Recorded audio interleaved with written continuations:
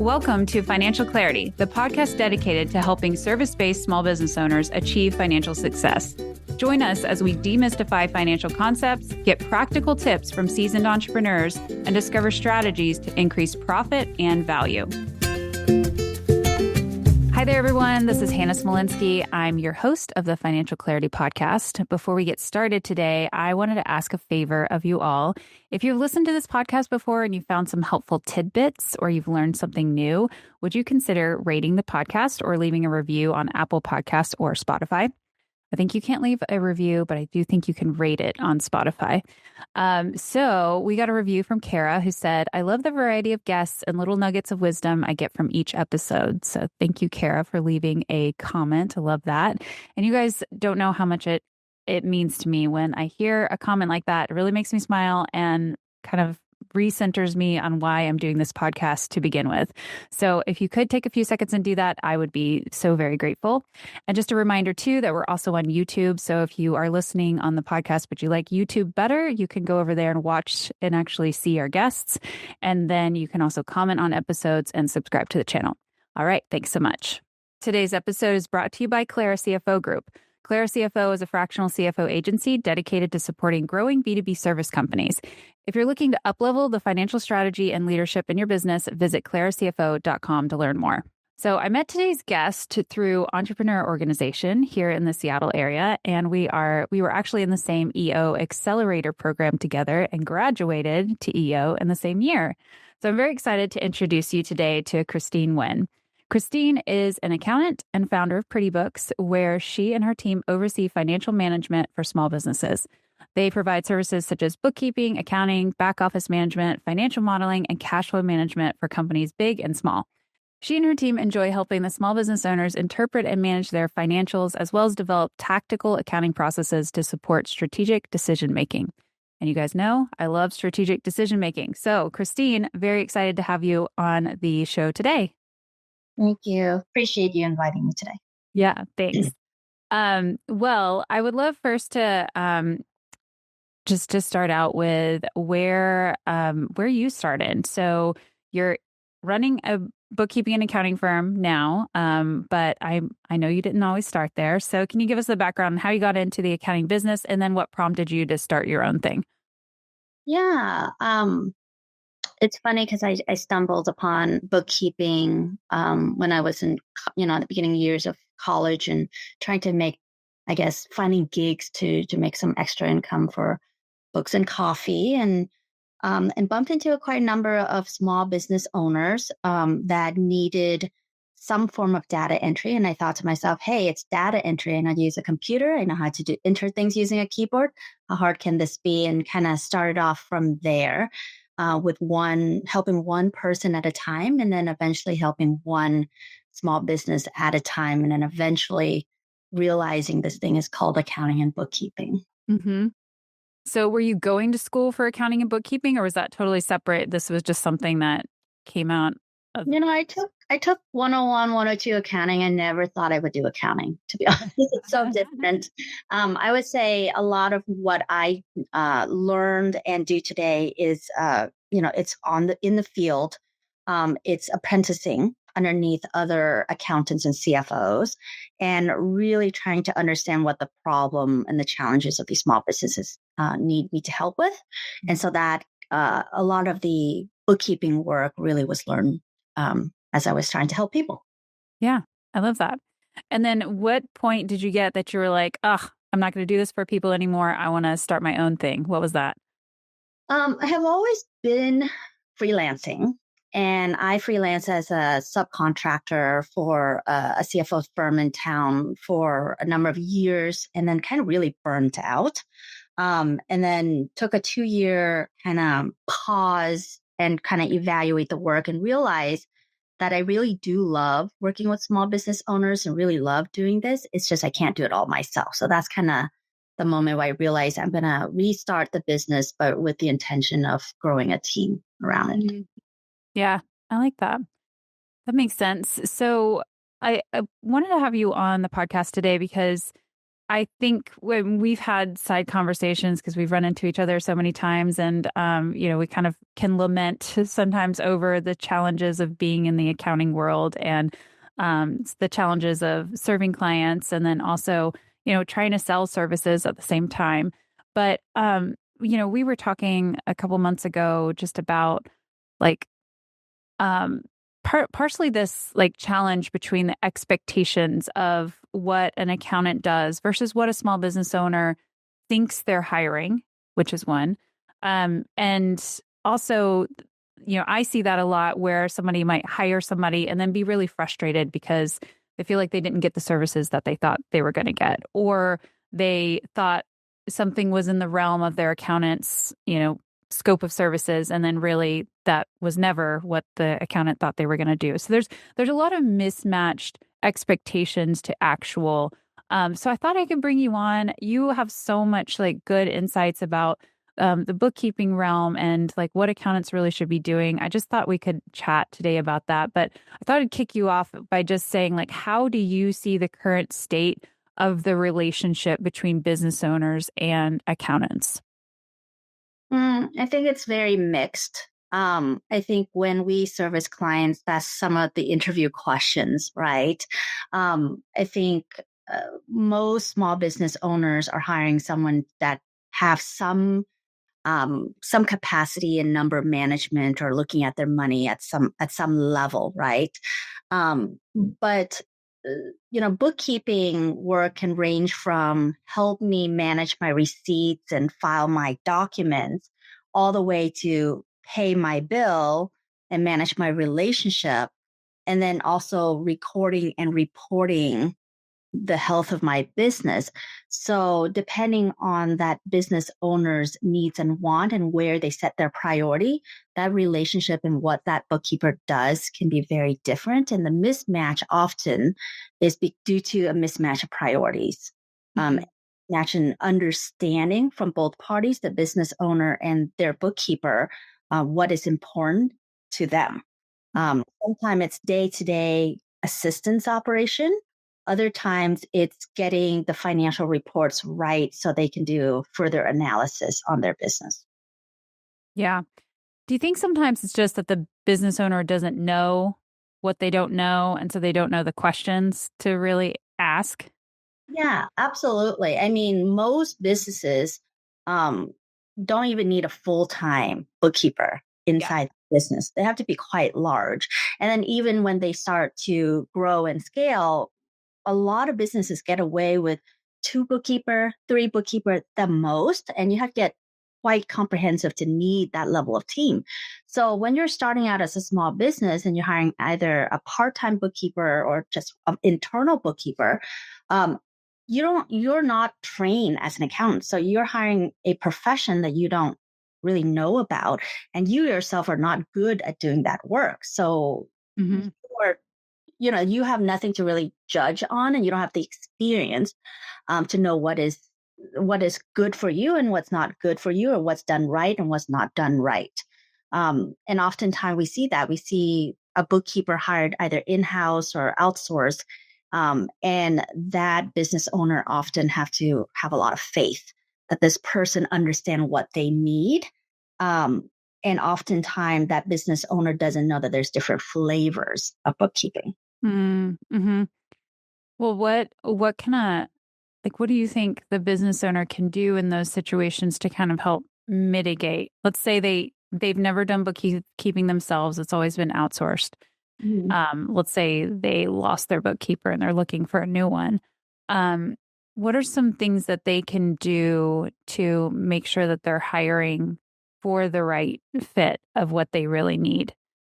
when they themselves don't have a super clear scope or, set of, I guess, tasks or lists that they know that they need, that they might need in the business? Mhm. I would say it starts off with the same set of rules as if you were hiring anyone working for your company, right?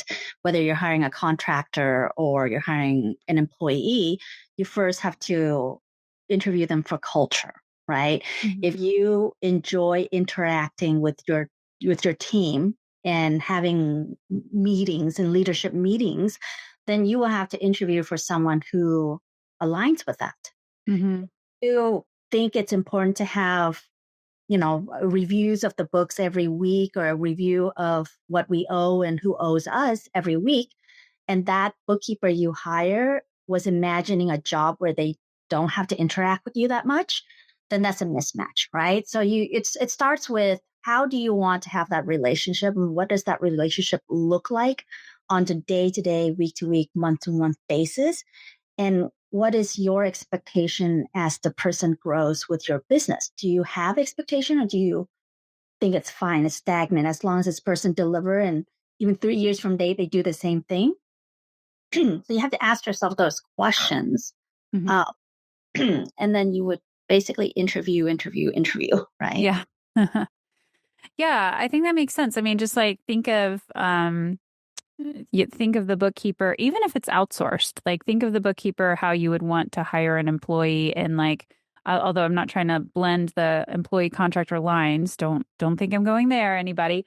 But you know, if you want to work with any kind of service provider, you know, what would you like their approach to be? What would you like their communication style to be? What would you like to see from them, so that you can get a sense of whether or not they'll work well within your organization. If it is an employee, you want to interview them like you would any other employee. Maybe you screen for values, you screen for competencies, you screen for certain things. You would do that, um, and then I think I think also if you have a sense that there's something wrong in your accounting, I would be trying to get a sense of if this person is a problem solver Mhm. or if they're looking for a set of procedures to do. Because I think there's we've talked about this, but it does seem like there are different types of people that just want a checklist. Give me the checklist. I will do the checklist. I will do it well. I will do it on time. I will do all the things. And then there's the people who can come in and maybe work with a system that maybe isn't so, rigid. So tell me what you see on that side. Yeah, it depends on your organization. I think organizations that's been there for some time have already spent a lot of time and effort creating certain processes and systems for their companies. So a lot of time they're hiring a bookkeeper to plug in to that system that they already invented.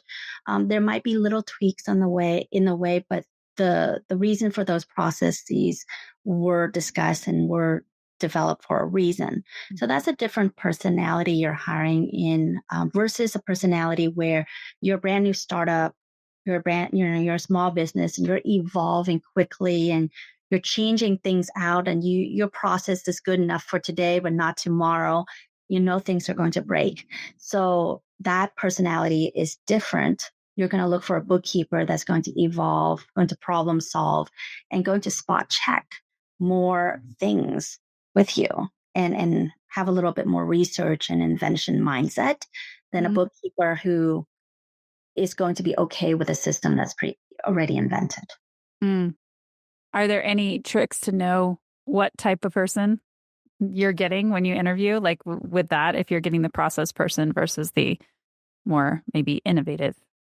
I would say it's management style. I think at the end of the day, a person who likes, who's okay with just doing routine work that is similar day to day, they will show that in their resume, or they would at least say that's what they enjoy and is okay. We talk with bookkeepers who enter 300 invoices a day, and that's all they do, right? And they absolutely love it, right? Where we talk to other bookkeepers, that would drive them crazy if they do that all day long. Some bookkeepers need a little bit more variety. Some bookkeeper needs a little bit more interaction and confirmation, or challenge. So you really are interviewing for the personality and where that person performed the best. And then you kind of fit it in based on your business structure and what you need today. Hmm. That makes a lot of sense. Yeah, the resume can tell a lot. Like if you, maybe if they haven't maybe moved up in a role, that's not necessarily a bad thing if that's what you need. Like if you need the person who's very happy, processing transactions over and over and over again. So, um, yeah, definitely keep that in mind when you're looking for people. Um, can we talk a little bit about all the different types of accountants that you could hire? From your perspective, a business owner, like what are those different types of accountants? We have a separate episode on this where we kind of go through um, different types. And if anybody wants to listen to that, we'll make sure to link that in the show notes. But I think from your side, looking at it from a bookkeeping perspective and accounting, what are you seeing about the different types of accountants that people can hire? Are we thinking about the different types of accountants in the accounting field, or are we thinking of different types of bookkeepers?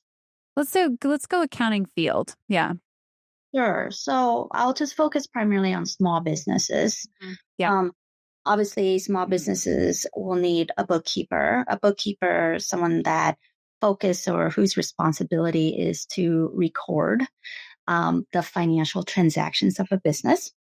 Um, in addition to a bookkeeper, or in place of a bookkeeper, you can hire someone with a little bit more experience called a controller.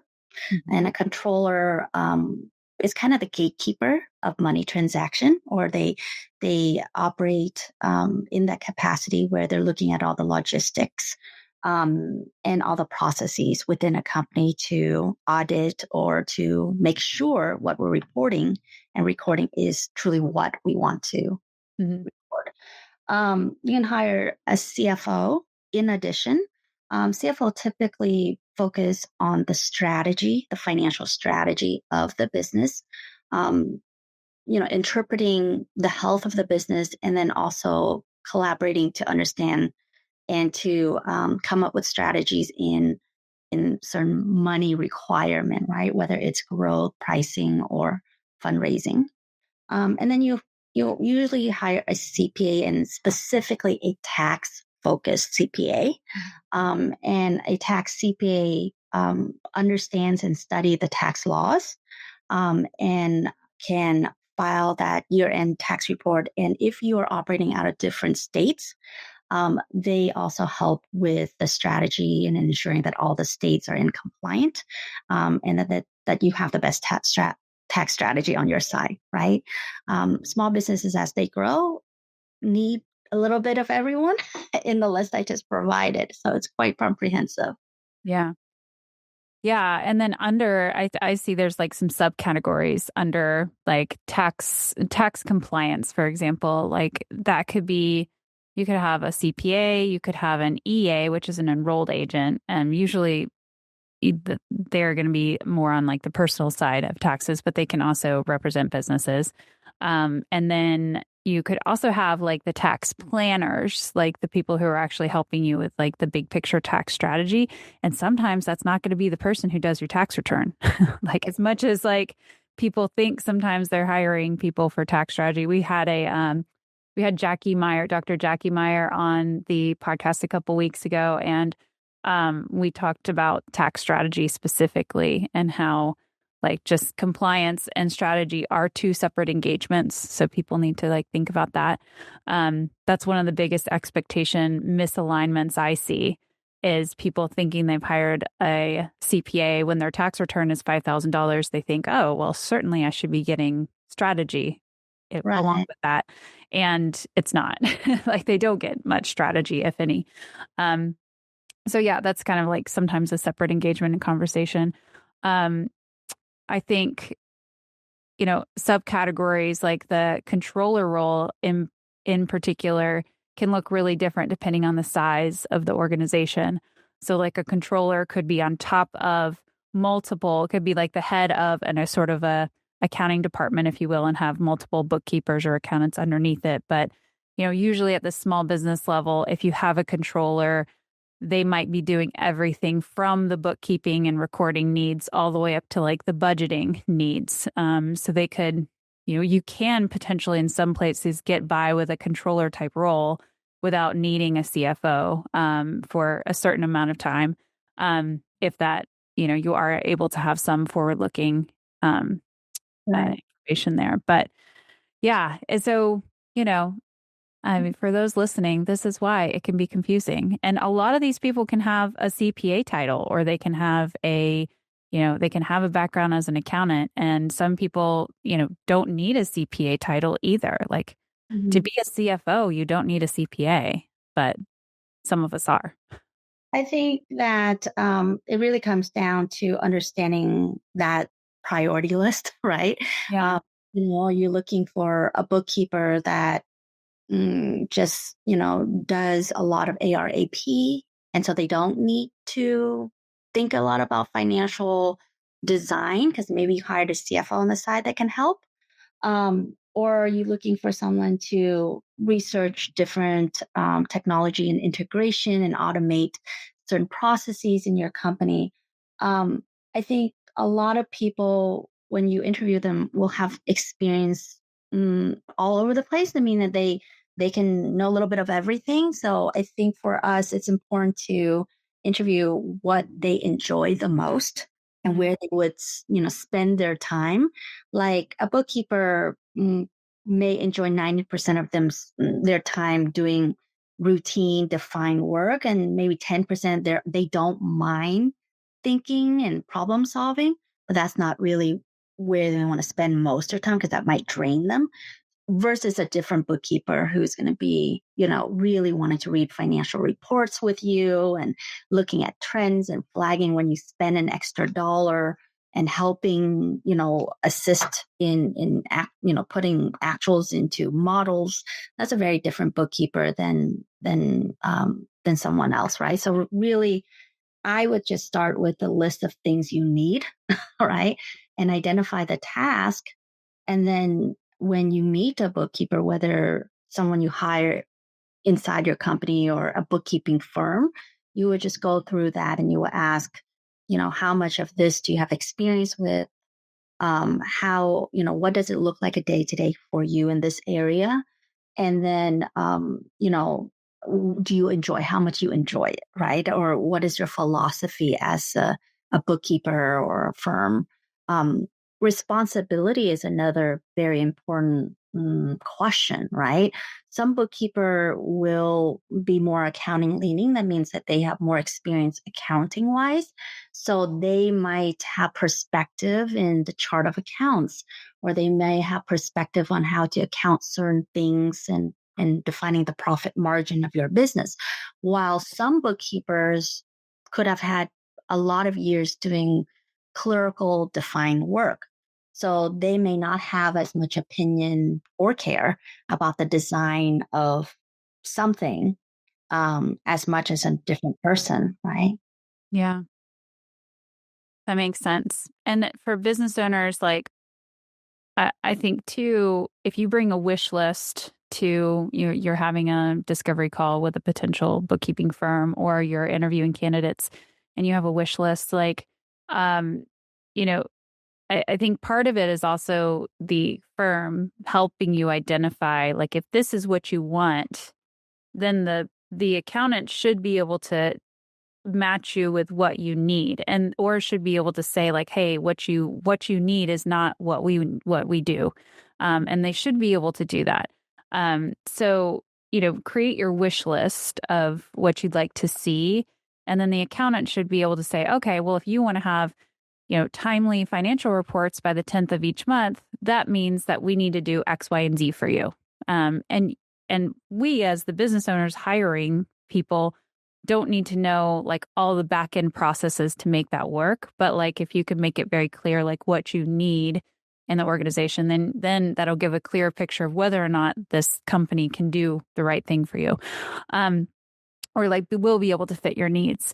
Um, and I think that will also help you assess whether or not the person is doing a good job for you. If you have a list of things that you have from the very beginning of like, this is what I need from my books, then you'll be able to make an assessment on if somebody's doing a good job or a bad job. Um, one thing you touched on was technology. I know for you, you like systems and complex systems and getting into the weeds with clients to like make things faster, more efficient, build in automations, things like that. I know we've had conversations where you do not shy away from a technical challenge in that case. Are you feeling like the bookkeeping business is starting to become more like technology driven to where you're almost needing to hire people who have a tech skill set? Or is it more important that they have that accounting skill set and you can train them on technology? I think that to support business today, the bookkeeper needs to have comfortability in navigating technology and data systems. Mm, if you have comfortability, that means that you use the computer every day. You know how to Google. You can open an app, sign in, forget password. At least minimally that. To do good quality bookkeeping accounting, you do still need some bookkeeping and accounting experience, and you need both, which makes it feel quite challenging as we continue to evolve the work. So yeah, you definitely need both. Today's bookkeeper, responsibility is to record the financial transactions, right? That's their bottom line, responsibility. But how you record something is not as straightforward as Mm. technology evolve itself, right? In the past, I started, many, many years ago, like 15 years ago, and my role as a bookkeeper was, open the bank account and just copy the transaction from the bank account into QuickBooks Desktop at that time, Mm. or even copy it into a ledger, and then just categorize it. Well, now money in and money out is not that straightforward. You, as a company, could be plugged into a AP system, right? Like Pluto or something, and then you're doing batch payments, or you're getting batch receipts, and so those batches are, one transaction, but it actually has 10 transaction underneath it. So that's a very simple example of the bookkeeper needing to know how to navigate those transactions and spot how to break them up. More complex situation is when a company, could be selling, right? You can be selling on an e-commerce website. You can be selling on a marketplace like Amazon. You can also have a store front. And so money coming in is, in various forms, uh, Mhm. through credit cards and wires and cash, and through various data system. You have your storefront point of sale system, and then you might have Amazon as a marketplace, and then you have your own. It could be a WooCommerce or Shopify.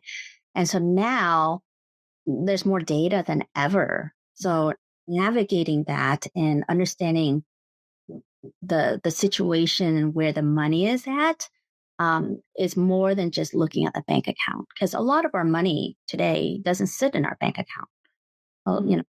you're selling through Amazon. So a lot of your money is sitting in Amazon. So understanding, how much That's a they little scary.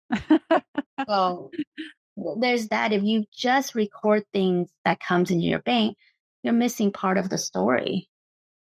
Yeah, yeah, absolutely. There's a lot more moving parts, I think now. And I mean, even this podcast, a lot of us are service businesses and we don't have inventory and maybe we're not selling on Amazon and Shopify and all these other things.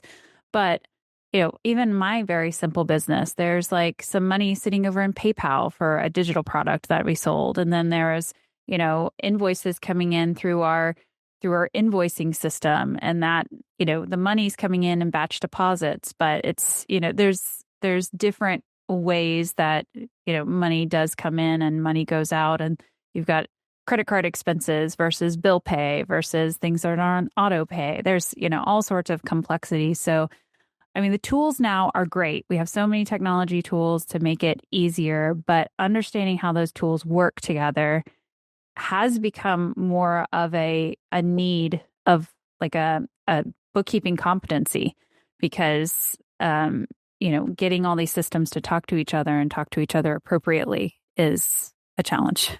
I think technology is great. There's more integration than ever, more automation than ever. However, part of bookkeepers' work today is to identify glitches, right, and Mhm. troubleshoot those Yeah. technologies.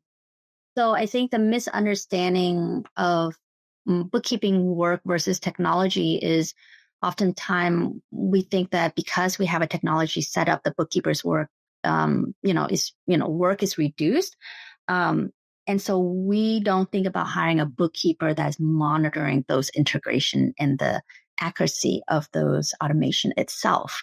Um, so that's another thing. So if you're a business that likes to use a lot of technology and maybe even adopted a few and, connecting them all, then it might be wise to interview a bookkeeper who is not afraid of looking into those things and troubleshooting and understanding the inputs and outputs of all these systems.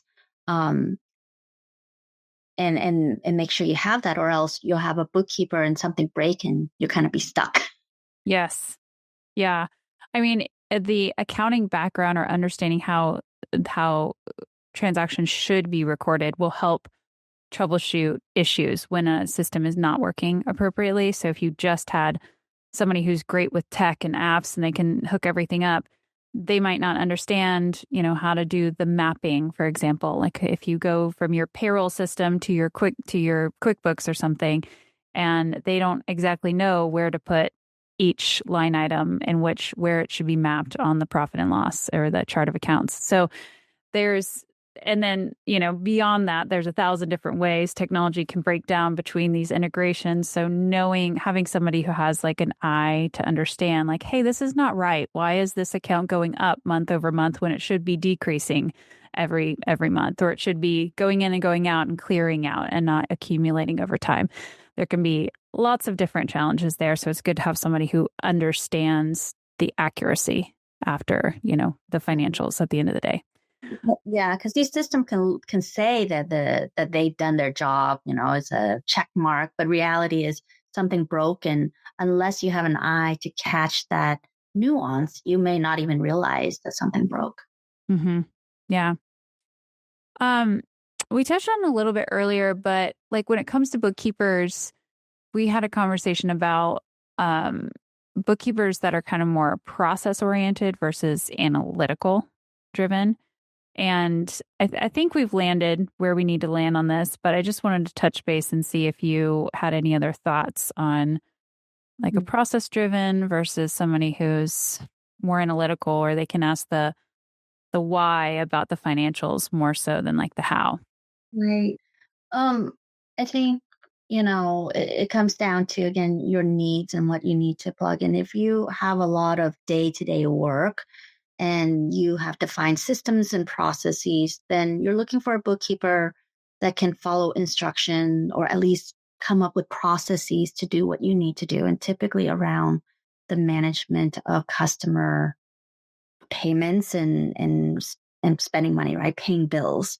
Um, it sometimes you need a bookkeeper that is a little bit more involved in the reporting, um, and making sure your revenue is recorded correctly and your sales tax is recorded correctly, your balance sheet is recorded correctly.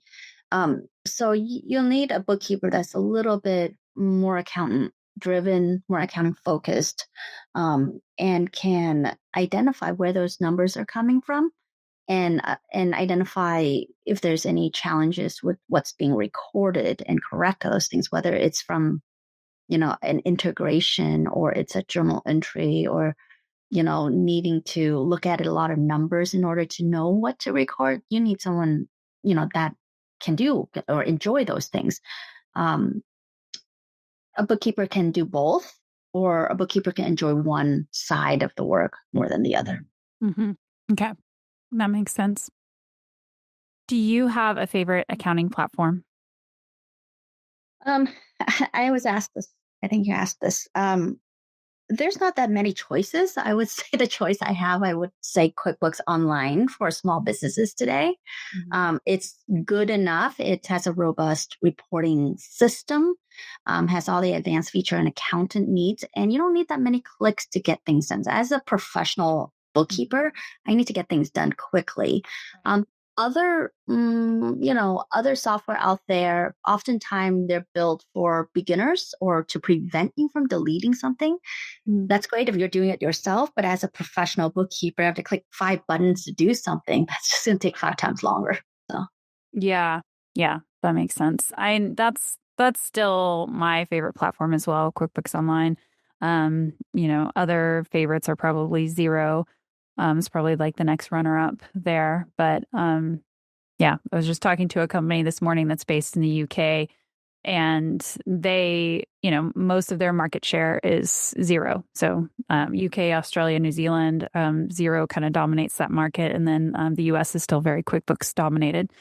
So kind of moving into, a little bit more of like how you've decided to run your company and start your company. What have been some of the hardest financial challenges as you've grown the company?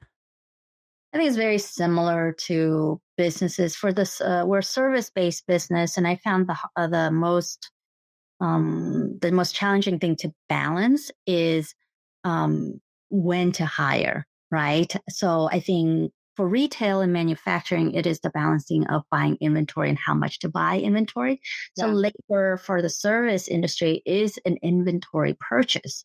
So, we could be making good profit and then we're growing. We know we need more inventory. But More service hours, service basically. hours. And so, how much can you commit to when and balancing that against your understanding of your growth or how much revenue may come in or Mhm. training, right? When you hire someone with service labor, sometimes you have to spend money to train for a few months. So that's quite a bit of an investment. So that's where all your profit could be going Mhm. is to training and to prep them for the next growth cycle.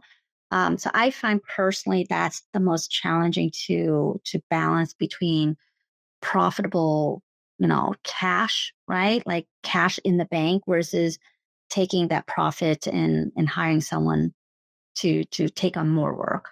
Yeah. Very similar. We're kind of in the same boat with our challenges. It's always, you know, there's that very common chicken and egg problem. It's like, do you get the work and then hire the people, but then you need to train the people in order for them to actually do the work. So we find ourselves like typically hiring ahead a little bit of the need so that we can get the person, ready and trained up, and they're can actually be productive. But that is definitely a financial challenge for sure, because you're paying somebody good wages before the work is really coming in. So Yeah. Yeah. yeah. Mhm. What in the bookkeeping business that you're in, what are some of the KPIs or metrics that you care about in your business? Yeah, definitely. We look at profitability by client. And that's to understand, the the sum of profit in all our clients, right? Some clients will profit a little bit more, others not for various reasons. But also to understand by the client to understand, well, what caused this profit to not be the way we want it to, and be able to act or make changes to that. So profitability by client. And then the other one is labor efficiency ratio. We want to understand, for every production hour that we're paying, how much production are we getting in return? And Mhm. is it at a metric level that makes sense from a profitability point of view?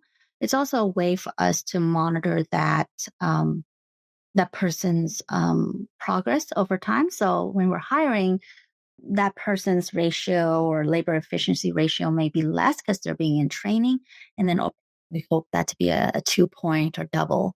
How much we pay them versus what they can bring in. We hope at least a double return, right? Yeah.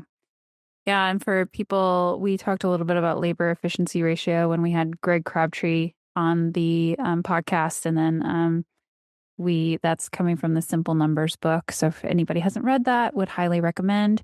Do you look at labor efficiency ratio by employee, or are you looking at total company wide? I look at it by the employee. And then I also look at it company wide by the employee because mm, we we like to spend a lot of good time understanding the performance of each person that works here, and then understand where they are in their training, right? And what is the trend as time moves on, right? Is it going to be like that, or is it going down, or is it not meeting expectation? So it helps us have conversations and set goals. Um, the third metric that I personally look at is really understand my overhead. I don't know if it's a metric, but a company like Pretty Books invests quite a bit of money in, our branding and our sales effort and our infrastructure, right? And that allows us to scale and to service our clients better, but that comes with a cost. And so if we don't understand what that cost is and we only understand, say, client profitability, we're missing out a whole overhead number.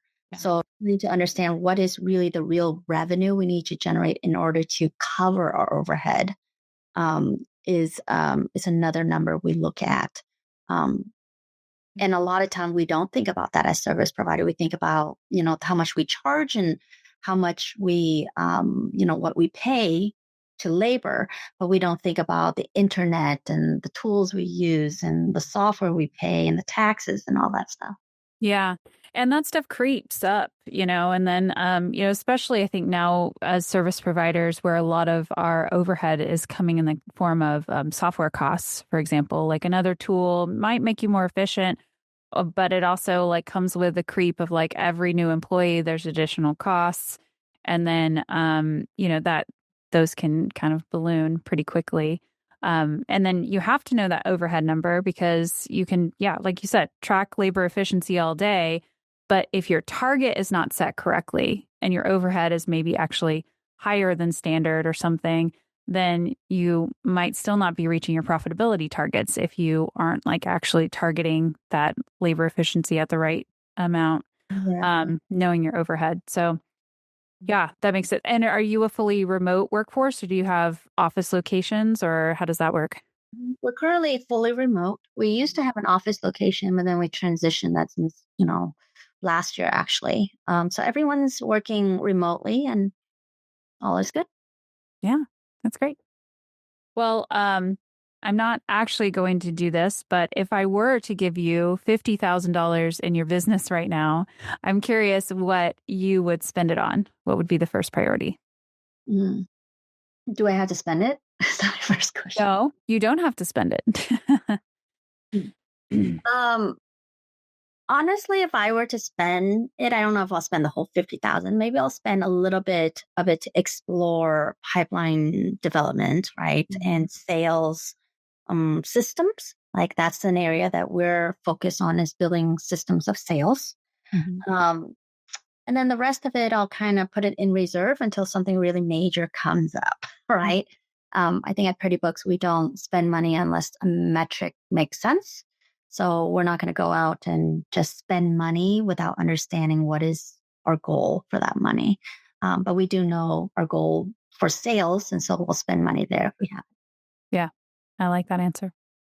Um, awesome. Well, before we got to wrap up here, but I have a last question for you. Before I ask that, I want to make sure people can find you. So if they want to look up Pretty Books, it is prettybooks.com, which is I've always loved the name of your business. Do you know that? Like, I think I knew the name of your business before I ever met you. And then when I met you, I was like, oh, you're Pretty Books, but I've always liked your branding and it's very simple and clean. And, I really appreciate that. And then the website is great and very clear too. So anybody who's looking for, some support can go and check that out. And then are you pretty active on LinkedIn or do you just prefer people to reach out on the website? Um, People reach out like like there's a full calendar of people can reach out. I talk to people all day long, so I enjoy that. But people definitely can reach out via LinkedIn or any form. I'm pretty active. I see everything. So Okay. Very good. Well, my last question for you is, what is the best piece of financial advice you've ever gotten, either business or personal? Hmm. Um, hmm. I thought I knew, but then I don't really know. I think, I don't know if it's an advice, but something that evolved as I grow Mm. older. Is this happened right after I had my daughter, and it is the question of where do I want my profit to go, Mm. right? As a young entrepreneur, we're fairly risky, and we want to put everything in our business and everything for our team. And that was my love affair. That is still my love affair. But since having my daughter, she's also an amazing love affair. So realizing that whatever I do in my business need to cut some part to her changes the way I make decisions. Mm. I love that. I've never heard that love affair before, but I like that because it is like profit is like a choice at the end of the day. Like it is excess earnings that you have a choice of where it goes. It can go back into the business. It can be distributed out. It can be like used to pay off debts. It can be used to just, save it for a rainy day. It can be used for so many different things. And I have a personal philosophy that like our businesses are like can be used for good, both for, helping other people, helping the businesses grow, helping serve more people, but also like it can be used to help like build things for yourself. If that looks like, personal wealth, if it looks like, saving for your kids' college, if it looks like saving for them in some kind of way, or just kind of building something for them long term, like it can look like a ton of different things. But I do think our businesses like have the ability to create a lot. And it's cool to hear that. Yeah, I think once how you split up your profit and how much profit you want, it's a philosophical thing and it evolves, right? Hmm. Every year you're in business, you change your perspective and you change that list. And by evaluating that, you will have better understanding of your targets, right? What's your Yeah. goals? So when I started, my goal and what makes me happy is just to build a business, to give myself a creative palette. And so my profit is the experience of running a business. Mm. As I grow older, there are, other things that I want to see and do and have. And so I would adjust my top level goals or how I run my business to meet those needs. And so how I divide my profit or what I'm targeting also changed over time. Um, so, I mean, it's a constant reevaluation and reflection of who you are and how you do things. Mm-hmm. Yeah. I couldn't say it better. I'm going to leave it on that. Kristine, thank you so much for being here today. Great. Thank you. Thanks for listening to the Financial Clarity Podcast. Be sure to check out the show notes to learn more about today's episode and click subscribe on your favorite podcast app.